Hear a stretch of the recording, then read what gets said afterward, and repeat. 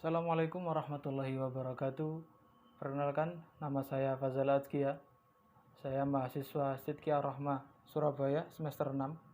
Kali ini akan membahas sedikit tentang kepemimpinan. Yakni saya ambil dari sosok kepemimpinan Kiai Haji Ahmad Dahlan. Beliau adalah seorang pemimpin, seorang pencetus, pembaharu, dan seorang pahlawan nasional. Beliau lahir pada 1 Agustus 1868 di Desa Kauman, Yogyakarta, dan beliau wafat pada usia yang relatif muda, yakni 55 tahun. Beliau adalah putra dari seorang kiai besar pada saat itu, yakni Kiai Haji Abu Bakar, dan ibunya bernama Siti Aminah. Beliau lahir di Desa Kauman, tepatnya di Yogyakarta. Ini sebuah kampung yang begitu islami karena pada saat itu banyak sekali anak-anak kecil, bahkan anak-anak remaja sangat suka membaca Al-Quran, sangat giat dalam menuntut ilmu agama. Dan ketika malam banyak di sudut-sudut masjid itu anak-anak yang sedang membaca Al-Quran. Jadi teman-teman, di kampung Kauman ini memiliki sebuah keunikan tersendiri, yakni kekuatan kekerabatannya begitu kuat karena banyak sekali di sana itu setiap keluarga atau orang tua yang memiliki putra maupun putri menikahkan anaknya dengan orang yang sekampung. Jadi tidak heran kalau satu kampung itu kekerabatannya kuat sekali, bahkan satu gang itu satu keluarga, atau besan atau kerabat sanak. Jadi sangat kuat sekali. Pada saat beliau kecil, beliau diajarkan sendiri oleh bapaknya tentang agama Islam, dan pertama yang diajarkan oleh bapaknya kepada Muhammad Darwis atau Kiai Haji Ahmad Dahlan ini adalah Al-Quran dan hadis, karena Al-Quran dan hadis adalah landasan pertama, pegangan utama umat Islam. Ketika dirasa cukup baik ilmu maupun usia, Kiai Haji Ahmad Dahlan pergi ke Mekah untuk menunaikan ibadah haji. Tidak ada berhaji, tapi beliau di sana menetap selama 5 tahun untuk menuntut ilmu. Pada saat beliau sudah tiba di rumah di Kauman, beliau diberikan amanah oleh bapaknya untuk mengajar di langgar yang dimiliki oleh bapaknya atau Kiai Haji Abu Bakar. Beliau mengajarkan semua apa yang didapat, baik dari yang diajarkan oleh bapaknya dulu maupun dari yang beliau dapat di Mekah. Kemudian pada tahun 1903 beliau kembali ke Mekah bersama putranya, yakni Muhammad Siraj, untuk menunaikan ibadah haji dan juga menuntut ilmu, yakni lebih berfokus pada ide-ide pembaharuan. Beliau mempelajarinya dari Muhammad Abduh, kemudian Rashid Ridho, kemudian Ibnu Taimiyah, kemudian Jalaluddin Al-Afghani. Bahkan beliau juga pernah menemui seorang tokoh pembaharu Islam, yakni Muhammad Abduh, untuk membahas bagaimana esensi dari pembaharuan. Dan pada akhirnya beliau membuat sebuah konsep yang cocok untuk diterapkan di Nusantara, yang pada saat itu banyak sekali penindasan, kemudian kebodohan merajalela, kemudian penjajahan mulai dari ekonomi, pendidikan, kemudian bahkan sampai menjurus ke agama. Umat Islam sendiri pun banyak terkontaminasi virus-virus bid'ah, kemudian kesyirikan, kemudian tahayul yang begitu merajalela pada saat itu. Dan juga kondisi tersebut semakin diperparah dengan kondisi politik yang pada saat itu masih dipegang oleh Belanda. Oleh sebab itu, Kiai Haji Ahmad Dahlan membulatkan tekadnya untuk terus melakukan pembaharuan dan mengembalikan kejayaan atau kemerdekaan kaum pribumi, yakni dengan menetapkan Al-Quran dan Sunnah sebagai landasan utama. Karena dengan kembali kepada Al-Quran dan Sunnah, insya Allah tidak ada lagi kebodohan-kebodohan, tidak ada kesyirikan atau praktik bid'ah yang akan dilakukan masyarakat.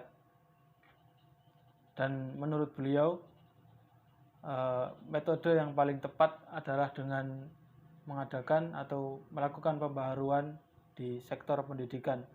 Tapi tidak hanya itu, beliau juga fokus ke bidang-bidang lain seperti bidang sosial, seperti mendirikan PKO, kemudian rumah miskin atau rumah yatim duafa. Pada 1901, Ratu Belanda berbicara di pidatonya bahwa semangat Kristen adalah tanggung jawab moral bagi setiap individu. Dan pada akhirnya inti dari pidato tersebut menjadi kebijakan di Hindia Belanda, yakni tanah Nusantara. Semakin gencar kristenisasi, semakin gencar dalam memerangi orang-orang Islam. Dan salah satu yang ditakuti oleh pemerintah Hindia Belanda adalah fanatisme Islam. Mereka menganggap orang-orang yang pergi haji kemudian pulang itu membawa pemikiran atau ide-ide untuk terus menyerang pemerintahan Belanda yang liberal dan tidak pro-Islam. Dan akhirnya pemerintahan Belanda membuat kebijakan yang mempersulit orang-orang Nusantara untuk pergi haji, karena mereka menganggap bahwa orang yang sudah dan kemudian kembali pulang ke tanah Nusantara dari hajinya memberikan pengajaran dan dianggap akan melakukan pemberontakan kepada pemerintahan Hindia Belanda. Maka perjalanan Ki Haji Ahmad Dahlan dalam meraih kedaulatan tersebut tidak terlepas dari komunikasi politiknya. Beliau sering melakukan komunikasi antar organisasi atau kepada orang-orang yang memiliki derajat politik yang cukup tinggi seperti Budi Utomo. Bahkan pembentukan organisasi Muhammadiyah ini tidak terlepas dari gencarnya komunikasi politik beliau dengan para tokoh-tokoh politik di Indonesia pada saat itu. Tidak hanya strategi di bidang komunikasi politik, tapi beliau juga lihai dalam menyelesaikan permasalahan yang ada, seperti membuka ruang dialog ketika ada crash atau perpecahan. Jadi di sana akan dirundingkan bagaimana perpecahan permasalahannya. Dan disinilah kunci seorang pemimpin adalah dia bisa menjadi penengah dari kedua belah pihak yang saling bertengkar atau saling crash. Menurut beliau, dalam meraih cita-citanya itu tidak hanya dengan menempuh jalan politik saja, tapi juga harus ada pergerakan sosial. Itulah inti dari kemunculan atau inti dari diwujudkannya Muhammadiyah, yakni agar lebih dekat dengan masyarakat dan bisa lebih mengedukasi tentang masalah amal ibadah, kemudian tauhid, akhlak, dan pembimbingan-pembimbingan yang lainnya. Dan gagasan tersebut diperkuat oleh beliau dengan gencarnya beliau dalam mengajarkan esensi dari surat Al-Ma'un. Sampai-sampai muridnya itu bingung, kenapa Kiai selalu mengajarkan atau membacakan surat Al-Ma'un. Ternyata di balik surat Al-Ma'un tersebut ada sebuah bimbingan sosial yang besar, yakni ketika kita sudah mampu, dan baik secara materi atau secara intelektual, maka kita harus terjun ke masyarakat dan mencari orang-orang yang perlu ditolong. Setelah mendirikan Muhammadiyah, beliau mempunyai 3 misi besar, yakni pertama bidang pendidikan, kemudian bidang sosial, dan bidang agama. Dalam bidang pendidikan, beliau menjadikan Al-Quran dan hadis menjadi landasan utama bagi setiap penuntut ilmu. Karena cita-cita beliau di dalam bidang pendidikan ini adalah mencetak ulama dan cendekiawan yang teguh dalam agamanya dan berguna bagi masyarakat luas. Kemudian dalam praktiknya beliau menggunakan 2 metode pendidikan, yakni yang ada pada saat itu adalah pendidikan pesantren, yakni para murid atau para santri itu pergi ke sebuah langgar untuk menuntut ilmu agama.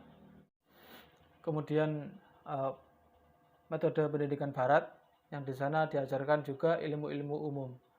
Nah, di sini beliau menggabungkan antara keduanya, yakni di kelas kemudian diajarkan juga ilmu agama, Quran dan Sunnah. Dan awalnya masyarakat sekitar menolak dan bahkan menganggap sistem pendidikan yang dijalankan oleh Kiai Haji Ahmad Dahlan ini sistem pendidikan kafir karena berkelas-kelas, kemudian ada juga diajarkan ilmu-ilmu umum. Tapi lambat laun masyarakat mulai paham dan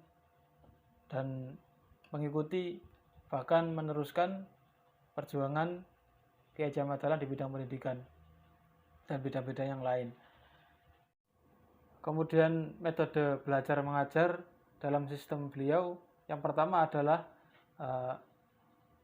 pendidikan Al-Quran, yakni para murid diberikan pengajaran tentang Al-Quran, bagaimana tafsirnya, bagaimana kandungan ayatnya, apakah itu ayat larangan atau ayat perintah. Kemudian sang murid harus bisa menerapkan ayat tersebut dalam kehidupannya sehari-hari. Kemudian yang kedua adalah penggunaan akal dan hati, karena manusia dibekali dengan dua alat kontrol, yakni akal dan juga hati. Akal diasah dan juga dididik agar menjadi pikiran atau akal yang tepat, tajam, dan cermat. Sedangkan hati digunakan sebagai pengikat dari pilihan yang sudah dipilih oleh akal tadi. Kemudian yang ketiga adalah terbuka terhadap perubahan, karena beliau menganggap perubahan tidak hanya membawa dampak buruk, tapi juga pasti membawa manfaat. Dan beliau buktikan di sistem pendidikannya yang beliau gagas. Kemudian pada 17 Juni 1920 beliau mengadakan sebuah rapat. Ini rapat besar membahas tentang bidang sosial. Jadi memperdalam dan juga mengembangkan bagaimana pergerakan Muhammadiyah ke depannya. Yang pertama adalah sektor sekolah. Jadi kedepannya Muhammadiyah berusaha untuk membangun gedung-gedung besar untuk digunakan sebagai universitas. Jadi beliau atau Kiai Haji Muhammad Ahmad Dahlan ini bercita-cita untuk membangun universitas agar kedepannya Muhammadiyah bisa mencetak seorang sarjana Islam dan juga mahaguru untuk kepentingan umat Islam. Selain di sektor sekolah atau universitas, pada rapat 17 Juni 1920, Muhammadiyah juga berusaha untuk mengadakan atau melaksanakan kaderisasi melalui madrasah mubaligh. Jadi di sana nanti tujuannya adalah mencetak kader-kader ulama sebagai pembimbing umat. Kemudian selanjutnya adalah di sektor penolong kesengsaraan umat atau yang sekarang bisa disebut dengan PKU. Jadi yang pertama dibangun adalah rumah sakit Islam. Jadi Muhammadiyah ingin membantu orang-orang yang kesusahan dalam ekonomi ketika mengalami bencana atau mengalami sakit, bisa dibantu dengan PKU. Kemudian Muhammadiyah juga membangun rumah miskin atau rumah yatim. Di sini bertujuan untuk membantu kalangan anak-anak yatim atau orang-orang yang ditinggal mati suaminya atau sebagai janda yang membutuhkan pertolongan. Karena memang anak-anak yatim sangat membutuhkan uluran tangan dan juga pertolongan, dan yang terpenting adalah kasih sayang. Lalu pada sektor media cetak, Muhammadiyah berusaha untuk membuat sebuah selebaran seperti majalah, buku sebagai sarana dakwah. Nah, di sini ada dua opsi, yakni gratis dibagikan secara percuma, dan yang kedua adalah berlangganan. Kemudian pada bidang keagamaan, beliau selalu mengingatkan kepada murid-muridnya dan kepada pengikutnya akan kematian. Jadi cukuplah kematian sebagai pengingat kita untuk segera berbuat baik dan menghalangi kita dari berbuat nista. Dan juga karena keluasan intelektualnya, atau keluasan pengalamannya, beliau menjadi pribadi yang mudah bergaul pada lingkungan baru dan tidak hanya mudah bergaul ya. Jadi beliau itu juga mampu untuk memberikan kesan baik atau pengaruh baik kepada lingkungan barunya. Beliau juga ingin menghilangkan stigma negatif dari kaum penjajah. Yakni mereka beranggapan bahwa orang Islam itu adalah orang-orang yang kaku dan juga kolot. Dan di sini beliau ingin menegaskan bahwa umat Islam itu bukan orang-orang umat yang kaku dan juga kolot. Bahkan orang Islam adalah orang yang berkemajuan, modern, dan juga siap menghadapi tantangan zaman. Maka dari pembahasan yang sudah kita bahas, pelajaran yang dapat kita ambil dari segi kepemimpinan adalah seorang pemimpin harus mempunyai jiwa yang sabar, jiwa yang besar, kemudian jangkauan atau intelektual yang cukup tinggi, agar seorang pemimpin itu bisa membaca, bisa mengatur atau mendesain dari yang sebelumnya buruk menjadi yang lebih baik, bagus, dan juga modern.